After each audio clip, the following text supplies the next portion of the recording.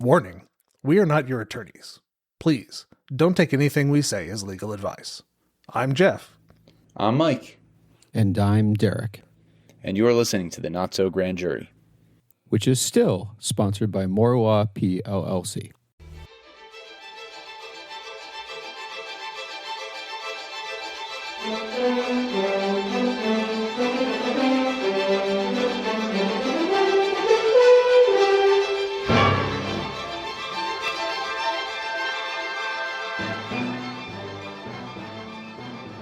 All right, listeners, today we're talking about Zootopia. The movie follows Judy Hopps, who is the titular city's first bunny police officer. The city is sort of a melting pot of all sorts of animals, though I think we only see mammals in this installment. It's specifically of only the mammals. Franchise. Yeah. I mean,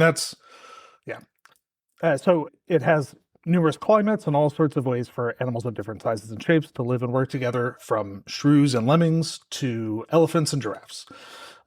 During her first day on the job, during which she is assigned parking duty, Judy encounters a fox, Nick Wilde, who faces significant discrimination from other animals. On her second day on the job, Judy is assigned the case of Emmett Otterton, much to the chagrin of her boss, Chief Bogo, who was trying to fire her when the case fell into her lap. Otterton, it turns out, is one of more than a dozen open missing persons or missing animal cases that the ZPD is stumped about. Chief Bogo gives her 48 hours to find Otterton or resign. Judy discovers that Nick was one of the last animals to see Otterton before he vanished. This leads Judy into coercing Nick into helping her find Otterton. The pair find themselves crisscrossing the city and its many climates as they try to figure out what happened to the missing mammals. They eventually find all of the missing mammals being held in a seemingly abandoned hospital, all victims of a drug that makes them, quote, go savage. And it's a mystery, so we don't need to reveal who done it for the purposes of our discussion. I'll leave it for the viewer to watch the movie. And I'm actually going to hand things off to Derrick to talk first. I want to bring up one thing, and this is this is a curious thing, because I had never watched the full Zootopia before you made me, effectively. But I had seen random clips, either through my random Instagram scrolling or TikTok scrolling or whatever. And one of the ones I had seen was sort of was the time where she discovers Nick and he's takes the big pop, turns into a bunch of small pops, sells it to the lemmings, and they make it seem so mean or bad. What bad thing is he doing other than obviously being generically creepy and, obviously he got her to pay for it, Sure. Right. But he scammed her into paying. He scammed her, but after he scams her, what about that is wrong? I'm actively curious. Oh, nothing. It's arbitrage maybe, but that's about it. Yeah, I think the point is, he's maybe there's some health code issues. Probably. I mean, we see so many health code issues. Yeah. So and the tax thing, that he should pay his taxes. Sure. Well, yes. And let's also talk about that. She doesn't have access to dog shit, but somehow has access to his taxes? Yeah, for the listeners who may not have seen the movie, on her first day, she has yet to be entered into the system, so she can't run a plate. They established that. She can't do anything. So yes, at one point, well, okay, why don't we, if we're going to talk about that, let's play that clip. Hi, hello, it's me again. Hey, it's Officer Toot Toot. No, actually it's Officer Hopps, and I'm here to ask you some questions about a case. What happened, meter maid? Did someone steal a traffic cone? It wasn't me. Hey, Carrots, you're gonna wake the baby. I gotta get to work. This is important, sir. I think your $10 worth of popsicles can wait. Ha! I make $200 a day, Fluff. 365 days a year since I was 12. And time is money. Hop along. Please just look at the picture. You sold Mr. Otterton that popsicle, right? Do you know him? I know everybody. And I also know that somewhere there's a toy store missing its stuffed animal. So why don't you get back to your box? Fine. Then we'll have to do this the hard way. Did you just boot my stroller? Nicholas Wilde, you are under arrest. For what? Hurting your feelings? Felony tax evasion. Yeah, $200 a day, 365 days a year. Since you were 12, that's 2 decades, so times 20, which is 1,460,000, I think. I mean, I am just a dumb bunny, but we are good at multiplying. Anyway, according to your tax forms, you reported, let me see here, 0. Unfortunately, lying on a federal form is a punishable offense. 5 years jail time. Well, it's my word against yours. $200 a day, Fluff. 365 days a year since I was 12. Actually, it's your word against yours. And if you want this pen, you're going to help me find this poor missing otter, or the only place you'll be selling popsicles is the prison cafeteria. It's called a hustle, sweetheart. She hustled you. She hustled you good. You a cop now, Nick. You gonna need one of these. Have fun working with the fuzz.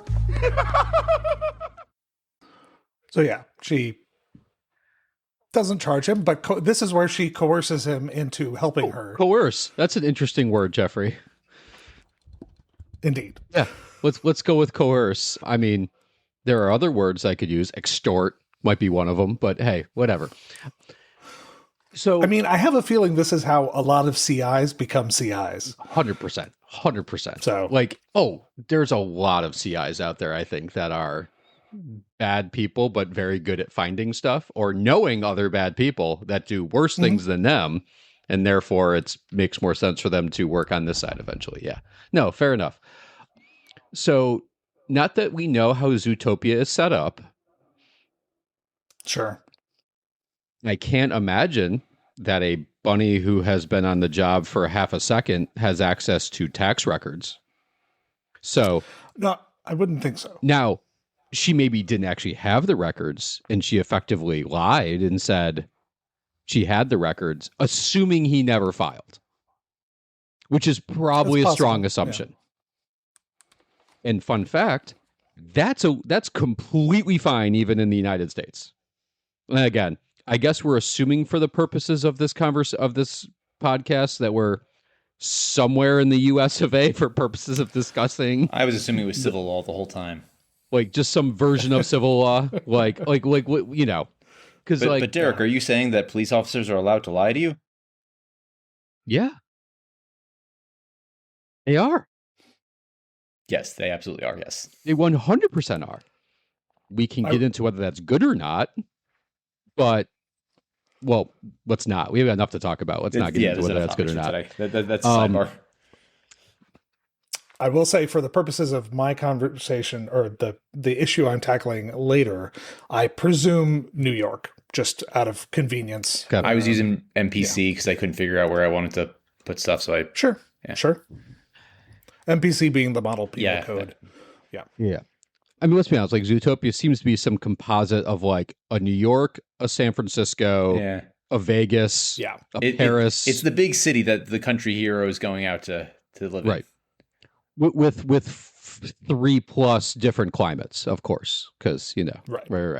Yeah, it has all of the climates. It has every climate somehow in there. So yeah, I did find it was interesting. Like, I did a second watch, and like I didn't catch the sort of how could she possibly have the tax form situation. Maybe she didn't technically, but nevertheless. Anyway, complete side note. I have been tasked with talking about sort of like the issues that Officer Hops. Hang on. We're not moving on. You've been tasked? Yeah, You volunteered to basically take on all issues around managing police in this episode. Don't pretend like we forced this on you. Well, you forced the show on me. I guess Well, yes. This was I have tasked myself with dealing with the issues of Officer Hops in Zootopia. So there's sort of 2 parts I'm going to talk about, maybe a third. I have a feeling qualified immunity is going to be more of a sidebar, but nevertheless. Sure. So the first thing I tasked myself with is like, would a real life police officer possibly receive the same treatment that she did, and how would it go down? And for purposes of that question, I am assuming there is no police union because we never actually see any type of union rep or any conversation regarding a benevolent association or anything along those lines. I will then, question 2 would be, what if there was a union? How would this go down? Because it would be very different in the grand scheme of things. Sure. So the first sort of treatment that she gets, and this like starts from scratch, is that she's assigned to parking duty. And finally, our first bunny, Officer Hops. Parking duty. Dismissed. Parking duty? Chief? Chief Bogo? Sir, you said there were 14 missing mammal cases. So? So I can handle one. You probably forgot, but I was top of my class at the academy. Didn't forget. Just don't care. Sir, I'm not just some token bunny. Well, then writing 100 tickets a day should be easy. 100 tickets. I'm not going to write 100 tickets. I'm going to write 200 tickets. Before noon. It's, as I listen to that, it surprises me that how well they make Judy a likable character, given that this type of person would be the most insufferable, of parking meters or parking attendants you could possibly. And she is. Yeah. She's just doing her job, man. No, she is. And okay. Okay. And by the way, I'm all for parking regulations and them being enforced. I'm just saying she would be top of her class is the parking absolutely insufferable one. And she is insufferable because, as we see, like she's doing it in this sort of like, I'm doing this because this is my duty. Yeah, you don't have to be there the goddamn second the meter expires. Like, let's all calm down here. But yes, she's just doing her job. That's fine. She would be insufferable in real life. Like, I mean, the fact that she walks into the police station, and I forget the name of the person at the front desk, but like, he says like, you're even cuter in person or something. And it is clearly meant to be endearing in some capacity. And she immediately says like, well, bunnies can say that to other bunnies. You can't say that to me. And like, his sort of reaction afterwards is like, she's gonna get eaten alive. Yeah. If that's your reaction on like day 0, minute 2, it's not going to go great for you. Also, this is taking a step back. If there were animal detectives and animal police officers, wouldn't calling one of them Officer Hops be kind of a slur? Not if that's her name. I know it is, but it just sounds like the thing that you added. I mean, yeah, if it weren't her name, then yes, right. I think it would be. It sounds like the thing you would call a bunny detective to make fun of them. And this is actually interesting because this is going to get into my whole hostile work environment conversation. If someone, and not even hypothetically, this actually happens, where like basically Chief Bogo is effectively discriminating against her for being a different species and having stereotype of her species. Yes. Do we think that's racism, religion, national origin? What is that in human comparisons? Race is probably the cleanest comparison. Race is probably the best. Yeah. I think so. Now, it's a little slightly different because obviously the different species have very different physical capabilities. So there is a sort of interesting situation of like, you know, she's 10 inches tall compared to the lion who is like 9 feet tall. Don't know what to do with that information in terms of your ability to do a job as a police officer. She has a car that would be going up to my knee, I think, if this were real life. Like, it's just interesting. Like, a lot of this is going to be taken with a sort of grain of salt and assuming that she can perform all the duties of a cop. Yeah, I mean, I have to assume, given that she graduated top of her class at the academy, we do see her take out a polar bear. Hey, good for her. Yeah, that she has demonstrated her capabilities and what she needs to do, at least to get through the academy. I mean, it's like I always say, all cops are bunnies. Right. ACAB. Okay. So let's talk about the ACAB. All cops are bunnies.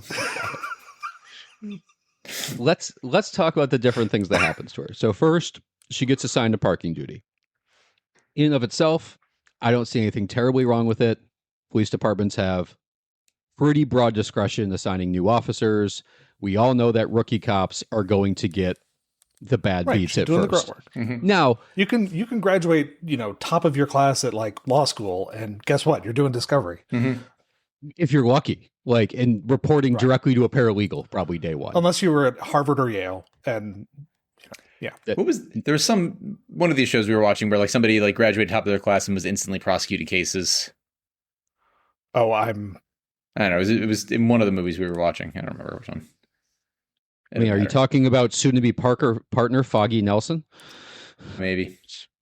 I think also maybe Legally Blonde 2. I don't know. It might have been Legally Blonde actually. Which was I think we recorded that beta episode 10 years ago. Okay. Oh boy. Boy. I think we need to rediscuss that. So yeah, obviously rookie officers are going to get less desirable assignments. They're on probationary status. There is some type of, administrative duties. They may be at desk duty. And that happens in real life too. If I'm going to compare it to the NYPD because it seems to be the closest comparison that I can come to, at least in the United States, where for the first a bunch of months, maybe for a year, they're working alongside other officers. They're doing parade duty.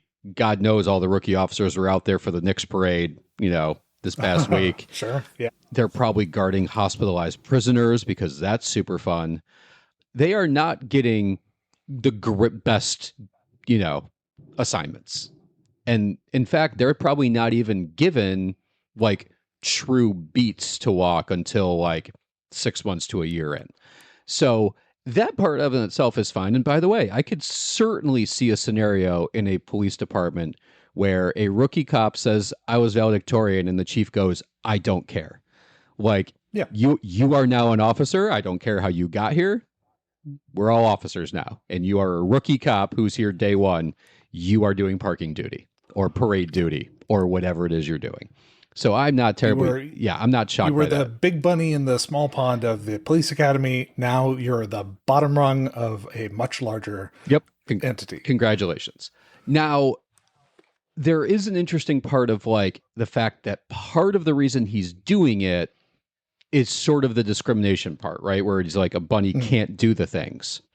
I don't think that's part of that initial part though. The initial parking duty thing is more just a congratulations. You're probably right, but the fact that he immediately calls her bunny and a herbivore or whatever, does not help. He explicitly says that he was not consulted before being saddled with her. Yeah. I'll just play the clip now where she's being disciplined by Bogo.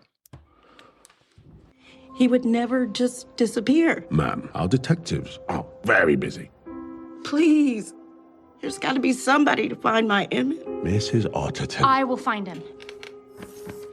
Oh, thank you. Bless you, little bunny.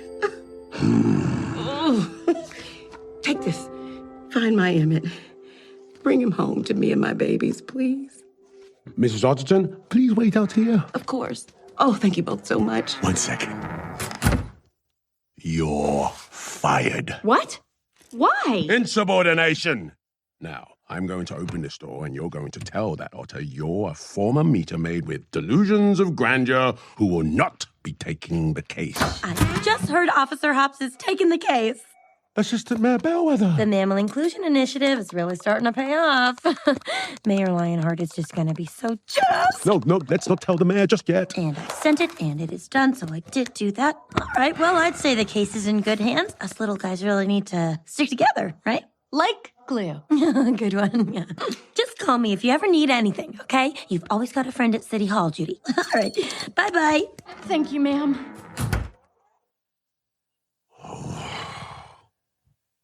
I will give you 48 hours. Yes! That's 2 days to find Emmett Otterton. Okay. But you strike out. You resign. Oh. Okay. Deal. Splendid. Clawhauser will give you the complete case file. Here you go. One missing otter. Okay. A couple things. First, yes, as a police officer, you don't just take cases. That's not how that works, especially when you're standing in the chief's office.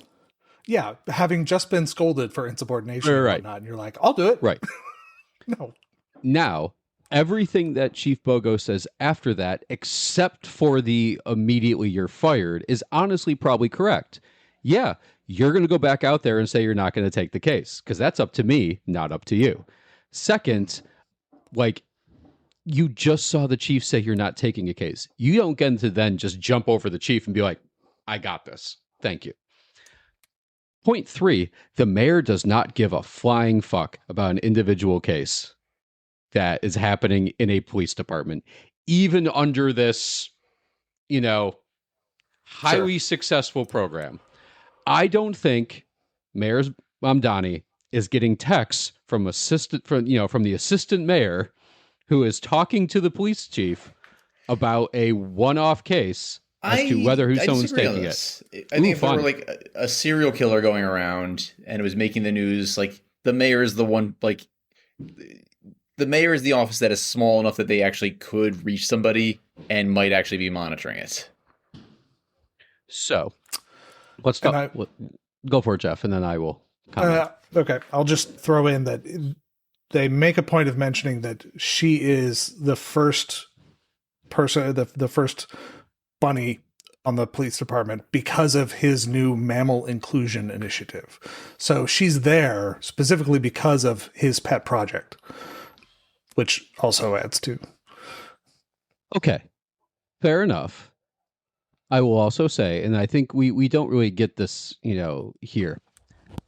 Do we know how many mammals are in Zootopia? No, but every animal we see is a mammal in Zootopia. So, yeah. Well, in other words, do we know the population of Zootopia? No. Is it New York or is it, Poughkeepsie? I mean, it's New York. Yeah. I think it's actually more like Shanghai. I think it's 6x New York. Yeah, it could be an order of magnitude bigger than New York, given, And we have 14 missing mammals. It's the big. I mean, it is. It seems to be a big deal in in this world. Like when they make news on the case, it is like everyone is aware of it. I think that's a Tuesday in New York. I have no idea. I don't know. You could be right. Now, at the time, and I guess this is a clarification. At the time, they do not realize all 14 are connected. Sure. At the time, there are 14 missing mammal cases. That's all we know. 14 different mammals, different kinds, different species. There is not a connection. I would agree with you, Mike, down the line if we find out that one or a group of people are responsible for the 14 in one shot, that becomes a serial killer. But at the time, it's one case, and I really don't think the mayor would give a shit. We can agree to disagree on that. Now, I will say that the interesting thing about all of that is it all is under the guise of like Chief Bogo effectively saying Judy's unsuited for police work, dismissing her abilities, subject to stereotypes about rabbits, blah, blah, blah, blah, blah. So that's certainly discrimination. And of course, we don't actually know if that exists legally in Zootopia or any of that stuff. But if it were in the U.S., obviously, we have a situation where I think we could safely assume that bunnies are a protected class. And therefore, sure, he probably cannot discriminate against bunnies. And that is a sentence I never thought I would say in my whole entire life. And I will note, we do know that World War II happened in this universe because she directly quotes FDR.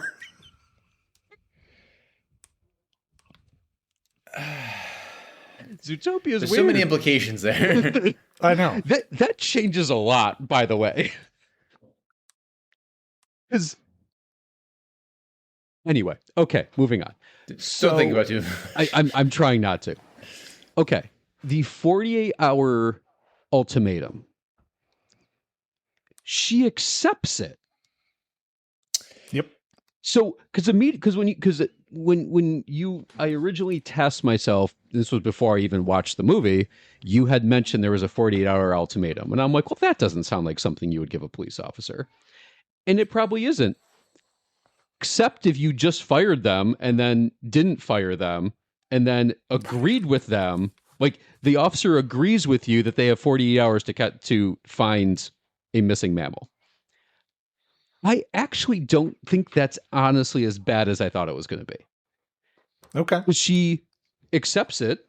Certainly, police supervisors can impose deadlines. They can impose performance things. Now, do we think 48 hours is ridiculous? Yes. For a missing persons case, yes. Yeah. Who's been missing for 10 days, I think. Right. So, yeah. Unless the officer agrees to do it or resign. Yeah, except you still have like the discrimination aspect of it. So, well, no. So like, you could say like, I only agreed because I thought you were going to fire me. I thought you were going to fire me because I'm a bunny. Well, he actually tried to fire you because you ignored his orders. That too. Insubordination, right? So we do have an interesting situation where we have like a partial discrimination and partial insubordination, which. Yeah, but in the employment law case, you were leaning into the bunny aspect. Oh, of course, 100%. 100. Well, and in fact, in most human rights cases, and it can depend state by state, but in most human rights situations, if there is at least a part reason that is discrimination, you're going to win that lawsuit because that sort of trumps anything else. Now, in real life, let's say Judy had done the things that she did in real life, and let's ignore the ultimatum for right now. She has left her assigned duties, pursued investigations independently, well, forced her boss to assign her an investigation independently, and we'll talk about it sort of later, enters multiple dangerous situations, makes deals with criminals. She does a lot of things that aren't great. So if this was a real police officer, she certainly would face insubordination charges, potentially suspension, internal affairs investigations, policy violations. But I really don't think there's a scenario where she would ever be fired after the first potential offense. Now, the real reason that doesn't happen is because of police unions and their power. Sure. So I'm going to segue right into the sort of collective bargaining protections that large police departments have in the United States. So, and I looked it up. Currently, there are 26 state police unions and 79 city police unions that exist in the United States. Not shockingly, the NYPD's union, also known as the New York Police Benevolent Association, is the one that sort of protects NYPD police officers. So the question I have is, where's the Zootopia Police Benevolent Association? Now, maybe there isn't one. And I will say, and I was not aware of this until I did the research, there are a few states in the country that prevent collective bargaining for public employees. So, North Carolina, Virginia, and Georgia all prevent any type of collective bargaining. So therefore, for instance, in Charlotte, North Carolina, Virginia Beach, Virginia, Atlanta, Georgia, none of those police officers have any type of union, which is a little bit of a different situation because then they no longer have someone protecting them, like sort of, I'm not going to say an external, a very powerful union that tends to have pretty political, like a lot of political clout, a lot of protections. And honestly, they just piss off the NYPD enough that they just have to, in order to make sure that they are working decently well together, to the extent that decently well is possible. And we'll get into a second about how it's not really possible. Really, the union is something that sort of prevents these situations. If there wasn't a union, and it doesn't sound like there is here, there is certainly some type of internal mechanisms in order to punish police officers. There is likely some type of handbook somewhere or guidelines or even statutory potentially that says what they can do to police officers depending upon what they've done. But what I will say about the police unions is that the police unions tend to be the ones that negotiate the disciplinary procedures, the grievance rights, how arbitrations work, when you can terminate them, and to make sure they have representations during the investigations. So, in this situation, if there were a union involved, there is no way the chief would just fire her, because that would lead to a whole thing. One, typically departments must establish some type of just cause. There is probably hearings. There's probably appeals. There's going to be arbitrations. There's going to be informal meetings. The union could challenge the discriminatory assignment on behalf of her.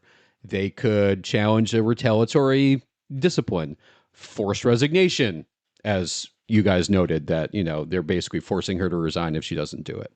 Now, there isn't any indication that there is a Zootopia police union, but I did want to note that in most, I think a vast majority of police officers, at least in the United States, are subject to some type of union. And I will very briefly, and I'm not going to get too far deep into it, I am very briefly going to talk about sort of the difference between the pros for unions and the cons for unions. Pros obviously being protecting officers from political pressure, making sure they have due process, and preventing some type of arbitrary discipline, kind of such as you're fired immediately, which happens here in Zootopia. The critics, there's a lot of critics of it, which, varying from making discipline of police officers harder, overturning terminations where they should be terminated, shielding misconduct. It can be highly political, and in many ways they resist reform. Good example, and actually this has been something that's been ongoing in New York, is the New York Police Benevolent Association regularly files lawsuits against the Civilian Complaint Review Board, which is the civilian oversight agency in New York that investigates, mediates, and prosecutes complaint of NYPD officer misconduct. And they have been heavily pushing back on any reforms, including anything regarding like body cameras, how quick they have to release them, whether they have to wear them at all, how that whole process is. I'm mildly shocked that we've gotten as far as we have with body cameras, given the amount of police unions in this country, because I think at some point they had to, just because it was getting ridiculous in terms of the, amount of issues that were happening and lawsuits that were filed based on police misconduct. And the argument, of course, for body cameras is that if you're a good officer, the camera is going to prove what you're doing, and if you're a bad one, it's going to show that you're doing bad stuff. So first, during your research into this, I was really curious about probationary periods. Like, it is her first day. Is there you've got 3 months before you're really protected by the union, or something like that? Interesting. I actually didn't look too close to that. So here's what I know. I know that NYPD police officers, they have a 2-year probationary period. I did see that. Okay. My understanding is that you can be terminated quicker, but you still have to have a reason. Like, it can't just be like, it can't be one relatively minor thing. We can talk about whether going over the chief and taking a case is not a minor thing. Sure. Again, though, with the sort of, discrimination aspect of it, it probably wouldn't go over very well. Sure. Yeah, probably not. Like, if it was just straight up insubordination and that's it, I do think they may be able to be terminated without too much due cause. And don't get me wrong, the union may support them and fight it back, but I don't think it will it wouldn't be a shock to me. Let's put it that way. Okay. Now, there is no mention ever, right, of any probationary period or anything like that, and it's just not in the movie. No. Now, as I will simply close out my part with a sort of, I assume she would have benefited from a union being there, and certainly the union would have protected her, especially on the discriminatory stuff, the discrimination stuff. But as much as she thinks she wants to be a good officer, she's kind of not at first. Yeah. No. she doesn't. She just leaves her post on multiple occasions, takes on stuff above the chief. That was one thing that when she's standing right there and the weasel runs out of the place having stolen the not onions. And I could see her pursuing initially. But then other officers show up and she's like, no, I got it. And it's like, no, they are better trained at this. This is not your job right now. Granted, I would have been interested to see a rhino in Rodentia. It would have been fun to watch. That work, but yeah, that would have been fun to watch. And again, if this was typically as a rookie cop, if she wasn't put on parking duty by herself, she would have been with a senior officer who would have probably allowed her to pursue because they would have both been pursuing at the same time. Right. Day, whatever it is, 2 officer, day, whatever the hell it is. Like, if a senior officer runs to you and says, we got this, I'm pretty sure you have to stand down. Yeah. So she's not great. Yeah. She's also not great on the law. No. Oh. Which, for one thing, does not set her apart from a lot of police officers, unfortunately. Yeah. Or cartoon animals. Or cartoon animals, that's true. But that's a nice segue to my topic, which is warrants. We haven't really talked about warrants on the podcast, have we? I don't think so. And to be clear, the topic of warrants is like at least half of a criminal procedure class that lasts a semester of law school. We are not, in the next 20 minutes, going to dive deeply into warrants. When we do watch The Wire... Yes, we will. Yeah. I will say we did briefly talk about warrants, and it was in the Thomas Crown affair. Oh. And it was... sure. And as you recall, they show up, they say they have a warrant, they give him the warrant. His attorney is in the room. His attorney has been cooking with him, because obviously... And then they leave, and we have no understanding of what happened as to whether they fucked up the warrant, if the warrant was invalid on its face, whatever it was. So, we actually don't know anything about what happened there, but we did very briefly talk about warrants. Right. So, I want to take a little time to walk through, what are warrants and why? But first, let me... Before you go too far, Mike seemed really excited about something, and I'm confused why. Oh, it's literally Thomas Crown Affair. They have a release date for the next one. Oh. I was Googling when we were talking. So March 3rd, or March 2027. So we should plan on doing something around then, maybe. Interesting. Yeah. Yes. We have time. Just Pierce Brosnan and Rene Russo again? It's Michael B. Jordan is... Oh, it's a remake. Yeah. Oh, okay. Well, I mean, it's a remake of a remake. Right. Interesting. So Michael B. Jordan is starring in it? Ooh, he'd be an interesting Crown. So I think we actually talked about this in that episode. Yeah, we can edit all of this out. I totally forgot. Yeah, but we can do the original one before that comes out, and then do the new one or something. So yeah, I like that idea. I've never seen that for the original. I saw part of it because it came on when I was watching the Pierce Brosnan one. It rolled into the next one. Okay, yeah. Sure. Hi everyone, Derrick here with a brief message. The Not So Grand Jury is sponsored by my law firm, Morwa P. LLC. One of Morwa PLC's many practice areas is business law. If you are a business owner or someone who is thinking of starting up a new or side business, you need a legal team who can efficiently provide you legal counsel, keeping you and your business away from potential legal issues, and if necessary, representing you in any disputes that do arise. We pride ourselves on being cost efficient while also getting to know our clients. If you want less stress and more support, you need more law. If you would like to set up a free consult, please click on the link in the show notes, visit our website, www.mooreatty.com, that's mooreatty.com, or email us at contact@mooreatty.com.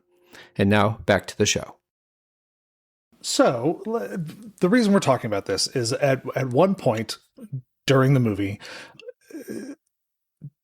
Officer Hops contrives to get onto a piece of private property through I'll say exigent circumstances, though it's not. Let me go ahead and play the clip here. Closed. Great. And I will bet you don't have a warrant to get in. Darn it. It's a bummer. You wasted the day on purpose. Madam, I have a fake badge. I would never impede your pretend investigation. It's not a pretend investigation. Look, see? See him? This otter is missing. Well, then they should have gotten a real cop to find him. What is your problem? Does seeing me fail somehow make you feel better about your own sad, miserable life? It does, 100%. Now, since you're sans warrant, I guess we're done? Fine. We are done. Here's your pen. Hey. First off, you throw like a bunny. Second, you're a very sore loser. See you later, Officer Fluff. So sad this is over. I wish I could have helped more. The thing is, you don't need a warrant if you have probable cause, and I'm pretty sure I saw a shifty lowlife climbing the fence. So you're helping plenty. Come on. Yeah, that's a bad line. That's a really bad line. I know. So, like that last thing she says, everything she says is wrong. Almost diametrically opposite of what reality is. It turns out you cannot. No. And in a moment, we'll talk about what exactly exigent circumstances are. But for starters, if you have probable cause, that's what you need in order to get a warrant. Yep. Having probable cause does not get you around the warrant requirement. And the reason there is a warrant requirement is because we have a Fourth Amendment to the U.S. Constitution. And I'll just go ahead and read it in full. It's not super long.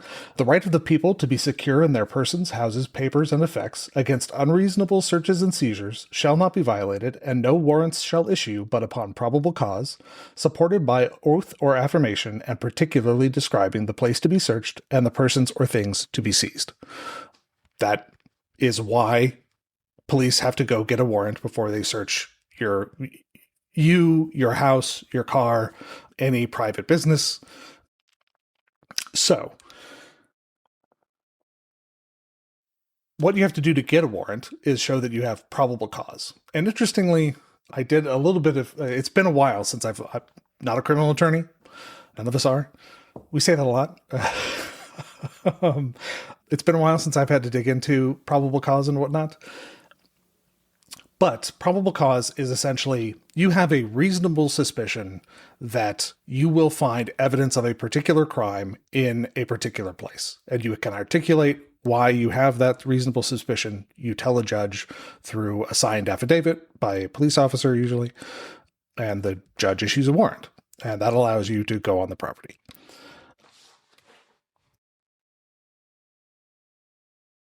There are exceptions. And if they had changed that line slightly, if they had said, actually, you don't need a warrant if you have exigent circumstances, and I'm pretty sure I saw a shifty lowlife climbing the fence, well, they would be closer to being right. She would still be wrong, but she would be much closer to being right. It would not be so blatantly incorrect. Because, yes, if a police officer witnesses a crime in progress, they can do what they need to in order to arrest that person. That is, in addition to that, there are a number of other exigent circumstances that allow the police to enter property and without having to get a warrant. And those are, one, this isn't an exigent circumstance, but if you consent to the search, then it's fine. And then if the police are in hot pursuit of a felon, then, they can, if a felon runs into your house while they're fleeing the police can come into your house and get the guy because they need to get the guy. To prevent imminent destruction of evidence, a search incident to arrest, so when you are being arrested by the police, they can search you and the area within reasonable reach around you for anything that might be dangerous to them or others. Also, if it's in the middle of a public emergency and necessary to maintain public safety, or if whatever they are searching or seizing is in plain view. If they see you shooting up heroin right next to your open first floor window, they can, yeah, they've watched you commit a crime. That one's on you. So, were she to be just driving by this lot? By the way, they are trying to get into a limousine services parking lot to search a particular limo for evidence of whatever happened to Mr. Otterson. If she were driving by and saw Nick scaling the fence without having instigated it, then yeah, she could enter the property and arrest Nick, potentially. But where she has contrived to throw something, her recording pen that has his essentially confession of tax evasion on it, when she throws that onto the property to lure him into climbing the fence, that isn't going to fly. For a number of reasons, it turns out. First, because the police, no government official, can do indirectly what would be illegal for them to do directly. This applies to, I think, basically all constitutional rights. They can't enlist the help of private citizens to violate your rights, and that includes searches. So, but in addition to that, she knows that he's only climbing the fence to retrieve something that is essentially his. He's not going onto the property to commit a crime on the property. He is engaging in basically civil trespass, not a crime. Now, interestingly, not necessarily a crime. In New York, let me find the exact citation here. New York Penal Law Section 140.10 does make it a Class B misdemeanor to enter or remain on any fenced property without authorization. So he is committing a misdemeanor. However, and interestingly, it's relevant now that this movie came out in 2016, because in 2021, the Supreme Court decided Lange v. California. And in Lange v. California, the Supreme Court said, as far as I know for the first time, that if the police enter your property purely because they watched you commit a misdemeanor and followed you onto your property, that is not enough to get rid of or to overcome the probable cause warrant requirement. Essentially, they said you still need to have the other exigent circumstances that would permit you to enter their property, because you can just sit outside his house and call a judge and get a warrant. And that's what you should do in that situation. Now, that case specifically concerned someone's house. The officer suspected that this guy was driving drunk. He followed the guy into his garage and saw indications that he was indeed intoxicated, administered a field sobriety test. The guy failed. Ultimately, it was excluded because,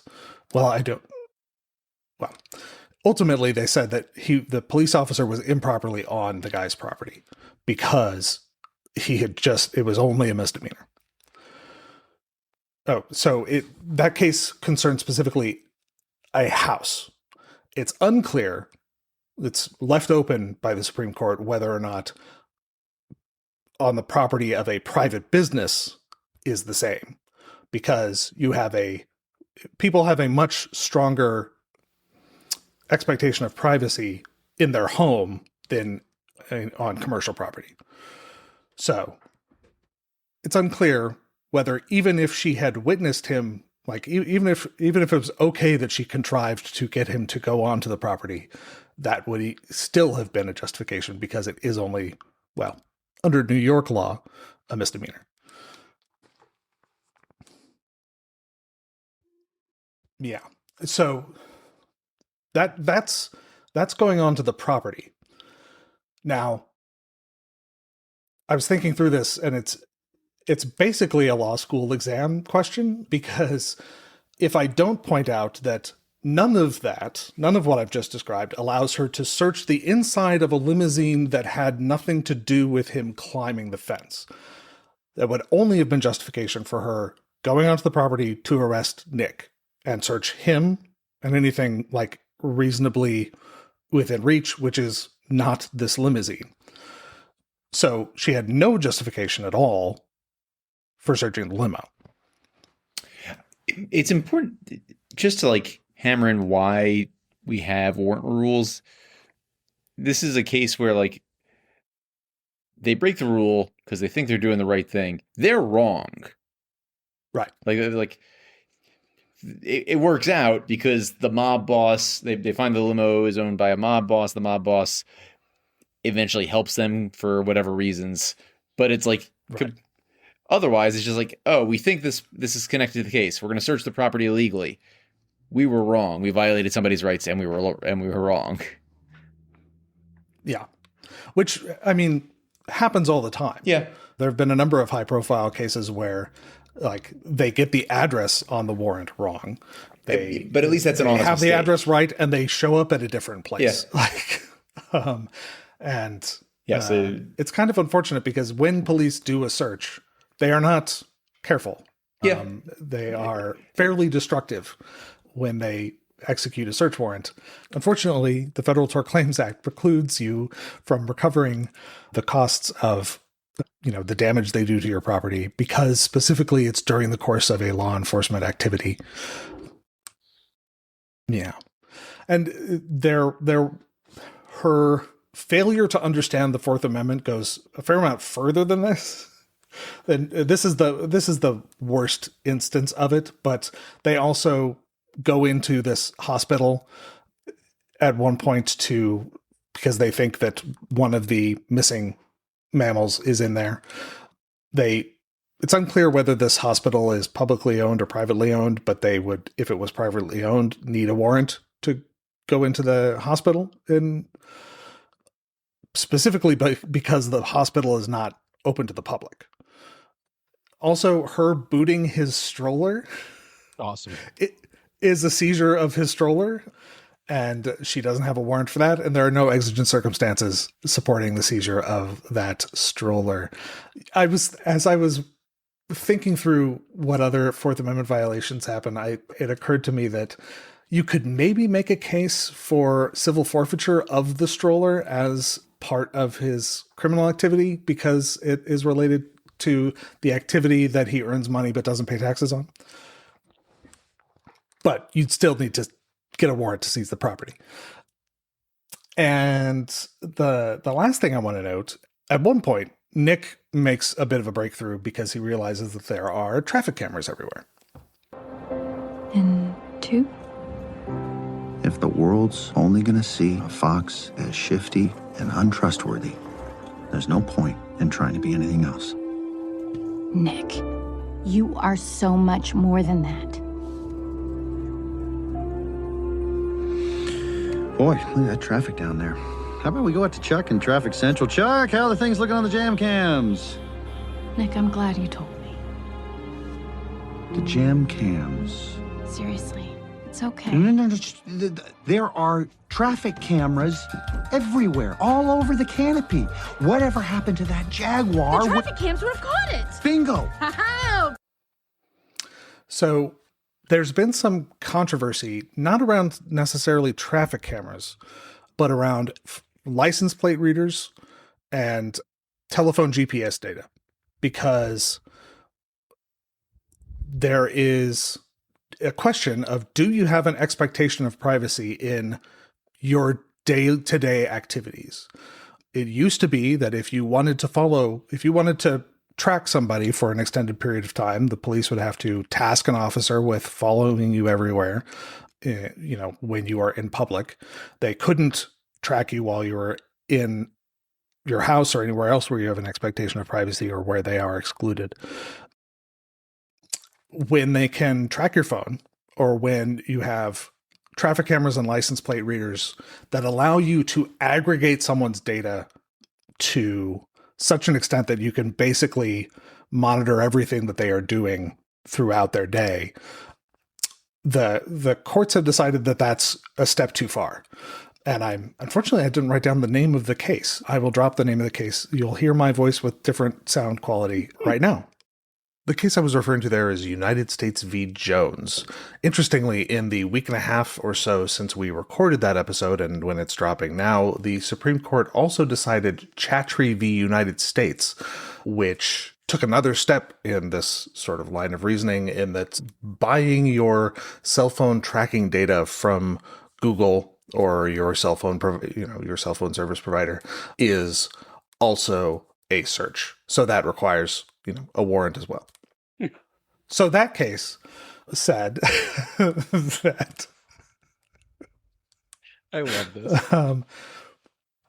That case said essentially that while yes, the officer following the guy back to his house because he suspected he was driving while intoxicated was perfectly permissible, following someone for that extended period of time in such minute detail is a step too far. So I thought that was not directly implicated by the movie. They're just seeing where this car goes, which any officer could have done with just following them. But nonetheless, implicated that, and I thought I would mention it. Yeah, but when you and I apologize for interrupting, but when you had brought up Lange versus California before, I was trying to remember why that popped in my head because I wouldn't have normally read that case.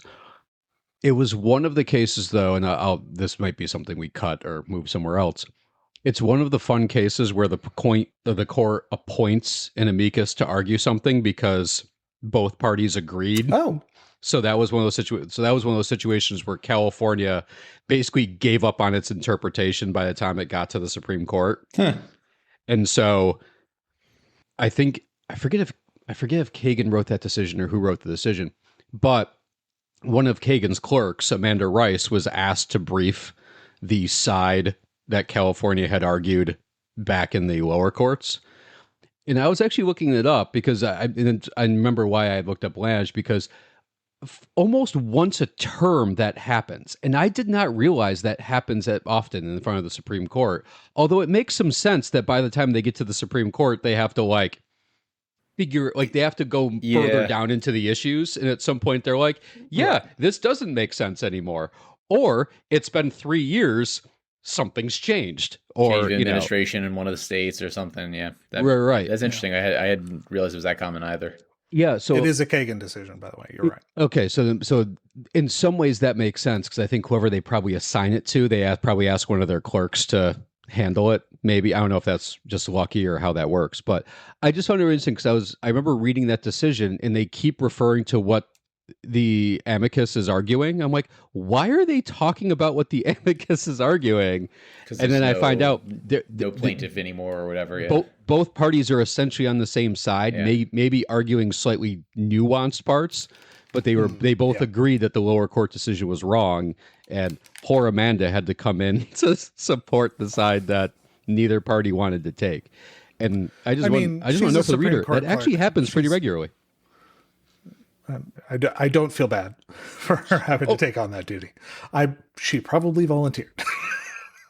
Probably. I don't want to speak out of turn, but you're the justice writing the opinions clerk. I don't imagine that they had to force her to do it. Former clerk, but yes. Anyway. Oh, former clerk. Right. Still. So they normally bring in people who have who either both former clerks and either have argued or regularly are, in front of the court. And so they bring in people who are not going to be slouches when it comes to their argument, obviously. But I just found that interesting in that case because California had basically disbanded the argument that they had earlier on. So fun times. Sorry. Completely interrupted you while I was trying to figure out why I remembered that case. No, it's all right. I was going to segue to Mike's topic because we talked about the hospital where they find the missing mammals. So they find the missing mammals. It turns out the mayor and his goon squad have been taking the mammals and holding them in not quite prison cells, but hospital cells or something. Yeah, Hannibal Lecter-like cells. Yeah, because the animals have gone savage, they need to keep them in these cells to protect people, I guess. Something that made me laugh on this rewatch Yeah. is that the other character that the mayor is talking to, the like doctor who's trying to figure out what's going on, is a honey badger, and this honey badger seems to actually care. Okay. That's an old meme, and B, that's funny. So a couple things are happening here at once, but can a state or a government entity kind of quarantine or hold people against their will, not for criminal matters, but like to keep them safe or to prevent something from spreading? And in this situation, not in this situation, in general, the Supreme Court has repeatedly recognized that states may impose reasonable public health measures, including isolation, quarantine, necessary to protect the public. And a couple of these were like in the news, not super recently, but like around COVID. They were Jacobson versus Massachusetts is the most famous. In 1902, Cambridge, Massachusetts had a smallpox outbreak. State law allowed local health boards to require vaccination when necessary for public health. The city ordered residents to be vaccinated. Henning Jacobson refused, arguing that it was against his personal liberty under the Constitution. And the Supreme Court said, nope, the states are allowed to require you to be vaccinated. The reason was states possess police power to protect public health and safety. Individual liberty is not absolute and may be reasonably restricted to protect the community. That's maybe the most famous one of these cases. It's specifically about vaccination and not quarantine. But there is also, and I'm going to struggle with how to pronounce this, Campagne Française de Navigation à Vapeur versus Louisiana Board of Health. And this was a French steamship arrived in New Orleans carrying 400 Italian immigrants.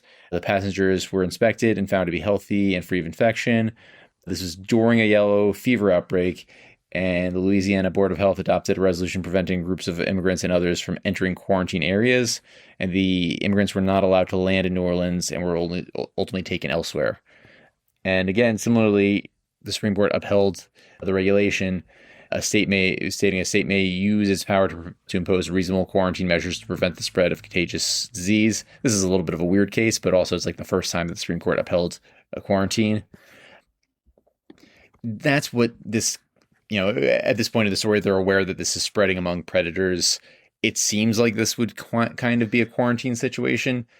The difference is those were official measures on both counts.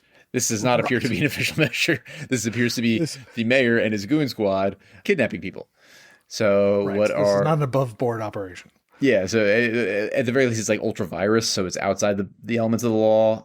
So what are the standards for, what are the relevant laws that would be in place? So there's false imprisonment, which I use model penal code because I wasn't sure what jurisdiction we were going to be in. So model penal code, model penal code. A false imprisonment generally occurs when a person knowingly restrains another unlawfully as to interfere substantially with the person's liberty. So it's, knowing restraint, the restraint is unlawful, the restraint is substantially interferes with freedom. So it seems like they got all of those here. There's also felonious restraint, which I was not aware of until I was digging through this. And that's restraint of another unlawfully, and the restraint occurs under circumstances exposing the victim to risk of bodily harm, or that's Model Penal Code 212.2a, and then 212.2b is holds another in condition of involuntary servitude. I actually don't think either of those are hit. I don't think they're more risk, but it is like an adjacent law that you could see kind of come up in these situations. Sure. And then there's kidnapping itself, which is 212.1. The MPC defines kidnapping as a person commits kidnapping if they unlawfully remove someone from their home or business, or move them a substantial distance, or unlawfully confine them in a place to commit certain malicious or nefarious purposes. And the specific elements. Malicious or nefarious. Yeah. Those are defined. The American Law Institute's a fun bunch. What was that? Sorry. I said the American Law Institute's a fun bunch. They draft the Model Penal Code. Super fun at parties. They gotta be. They gotta have a good time. It's funny that you brought up Jacobson, and it reminded me of a couple of, I believe, Shadow. Nina, I need you to not move my microphone away from my face. There were a couple of shadow docket cases. For the audience, that's his cat. He was talking to his cat. My cat is attempting to nuzzle my microphone, and it's adorable, but it's very disruptive. There were a couple of shadow docket cases that call into question whether Jacobson is still good law, but shadow docket cases are not binding. So we're not, maybe we should cut this because now. Nor do they make sense. Sometimes. It's good to note this. It seems like if the Supreme Court were deciding Jacobson, they might go the other way. Yeah. That's probably we're not going to get into what the shadow docket is. I shouldn't even say might. I'm almost positive if they were deciding Jacobson today, they would go the other way, and probably 6-3. Problematic. And I would say wrongly. Yeah. So go ahead. Yes, it's extremely problematic that we would have be unable to quarantine during a pandemic. Back to the case at hand. I think the mayor is probably guilty of kidnapping and false imprisonment. I do actually appreciate that the movie, he gets in trouble for it, that it's not completely ignored because he was doing the right thing for the wrong reason, or doing the wrong thing for the right reason, or whatever it is. So I guess in that sense, they got the law right. Yeah, sure. That he is hauled off and no longer the mayor. Yeah. And said that nice, innocent sheep is. Right. Totally innocent. If Jenny Slade is playing a character, be suspicious. Fair enough. How many things is she guilty of? Assistant Mayor Bellwether? Oh, man. So I'm going to do this off the top of my head. We got conspiracy, obviously. Yes. To commit all the things. Yeah. Attempted murder. Mm-hmm. Multiple assaults and battery. Yes. Poisoning, which whatever we gotta call that. Something for, causing people to be intoxicated against their will or whatever. Right. Trafficking in controlled substances. Right. Is it controlled? Wasn't it just like a common thing? So she says in her conversation with Bogo when she catches the weasel, she says something to the effect of, it is a category 5 something. Okay, so we assume that it's... At least I interpret as saying, is like weed or something like that. I don't know. Right. Definitely abuse of public office, whatever the version of that is. Yes. She's probably misappropriating public funds to pay the various other sheep that are assisting her in this sort of Breaking Bad-esque. Right. Probably hate crimes. If we go along with the fact that, she is targeting only members of the Predator family. Correct. Maybe some kind of terrorism crime. I think it's definitely terrorism. I mean, she literally says fear always works. That's that's effectively domestic terrorism. Yes. Multiple forms of fraud. Yeah. Obstructing justice. All the things. Just run the gamut. Yeah. Spoiler alert. Run the gamut. To be fair, you knew as soon as the sheep started talking, you're like, I don't trust that sheep. Yeah. So if this happens in the United States, and let's assume that we don't have a situation where someone is hypothetically trying to pardon Assistant Mayor Bellwether. Sure. Although her name isn't Trump. Although a lot of these would be state charges, there's only so much that can be done. Multiple life sentences. At least one for the attempted murder. Yeah. Right. With terrorism enhancements. Yeah. Consecutive sentences. Some of it might happen at the same time. Some of it might be overlapping sentences, but at minimum decades of imprisonment, if not the whole life. For a poor sheep that's 10 inches tall. It's amazing what you can do. Do you think the animals have different lifespans, or do they all live roughly? Because is a life sentence you have a life sentence? It's 7 years, right? We know from the shrewish wedding that at least the shrews are on a very quick timeline, because I think the the Godfather's daughter is married one day and then like Very well pregnant into her next, yeah. pregnancy 2 or 3 days later. And then So if they're on their like lifespan as if they were an actual animal, then I'm actually impressed at how much Assistant Mayor Bellwether pulled off within her very relatively quick time span. Because Very efficient. I think sheep are like 10 to 15 years, I think, at best. She's done a lot. and I think they may. It's been a while since I watched the second one. They may directly say at some point what she was sentenced with. Oh, fun. Yeah. I have never watched Zootopia 2, so I guess we're going to have to now do it. Yeah, I'd have to give it another watch to see if it's going to be a particularly different conversation than the one we just had. I'm sure we can find stuff. Sure. If we can find stuff in Jaws, we can find stuff in Zootopia too. Sure. All right. Well, that's a nice segue, I think. I'm curious whether a police dog alerting to a car in this world is or is not probable cause to search the vehicle. God damn, that's really funny. Tough to say. Because a cop smelling weed in a car is. Yeah. So presumably. Although not anymore. If a cop smells weed, depending on the jurisdiction. No. Yeah. So I know. I'm not going to say it because I thought like obviously a drug sniffing dog, they will clearly have probable cause because that's the whole purpose of having the drug sniffing dog is to be able to like have probable cause to go into certain places, right? Right. We can quibble about whether their dogs are actually reliable. Turns out the dogs happen to alert a lot on people who are Hispanic, which is odd. Don't know why. Can't imagine. No. Yeah, interesting. Good question. To be clear, Geoff. it's because the dogs are wanting to make their owners happy, and the officer expects the dog to find something, so is waiting for the dog to alert. You learn new things. That's why I always say all cops are bunnies.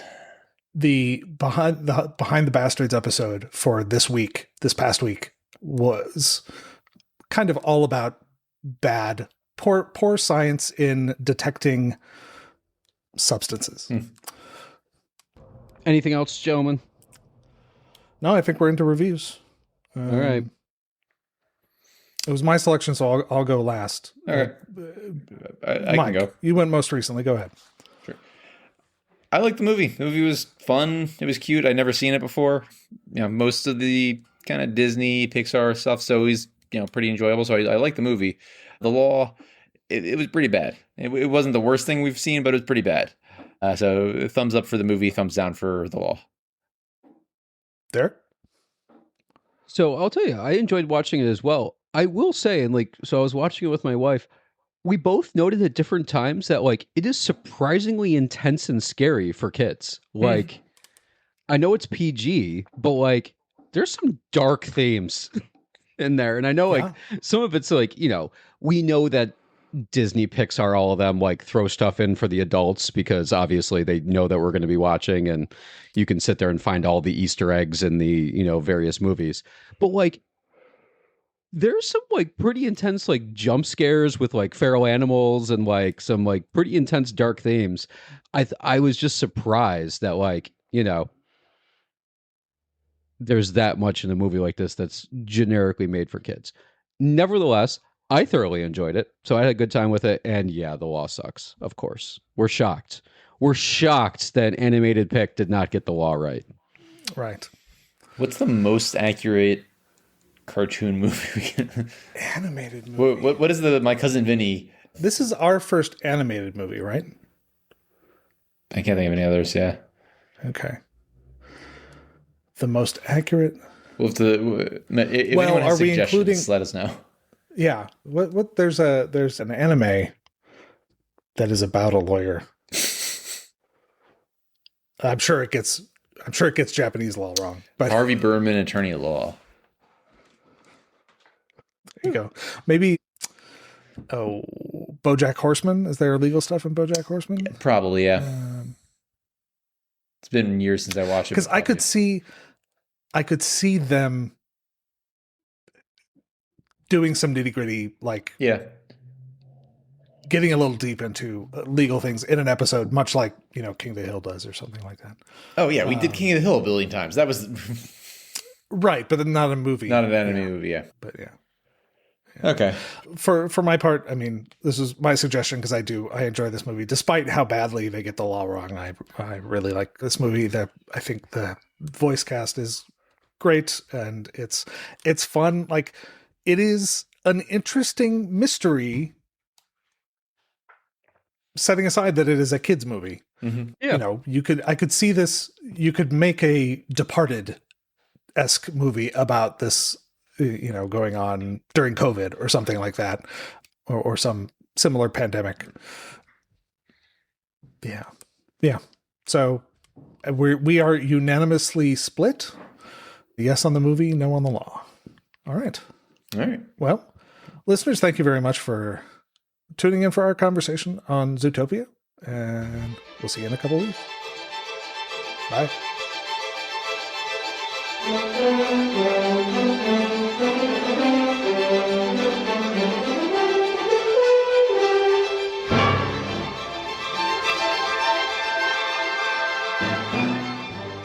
The Not So Grand Jury is sponsored by Morwa PLLC. The opinions expressed in the Not So Grand Jury are those of the hosts themselves and not of their respective employers. The theme music for the Not So Grand Jury is from Gustav Holst's Jupiter and is in the public domain. If you'd like to get in touch with us, if you want to suggest future movies, or even if you want to offer corrections, you can email us at notsograndjury@gmail.com or message us on any of our social media accounts. The Not So Grand Jury is copyright 2026, all rights reserved.